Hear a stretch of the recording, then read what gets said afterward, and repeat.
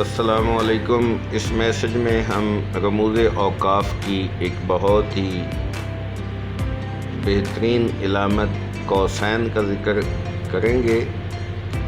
قوسین دو قوسوں سے مل کے بنتی ہے، اسی لیے اسے قوسین کہتے ہیں۔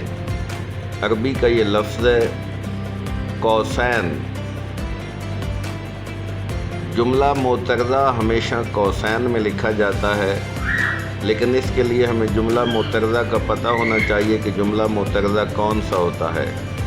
ایسا جملہ جو اپنی وضاحت چاہتا ہو لیکن اس کی وضاحت کرنے کے باوجود اس کی لینتھ میں، اس کی لمبائی میں، اس کی تحریر میں کوئی اضافہ نہ ہو، یعنی جملے کی وضاحت کرنے کے باوجود بھی جملہ اپنے حقیقی مقام پہ قائم رہے، ایسے جملے کو جملہ معترضہ کہتے ہیں، اور ایسے تمام جملے جو ہیں وہ قوسین میں لکھے جائیں گے۔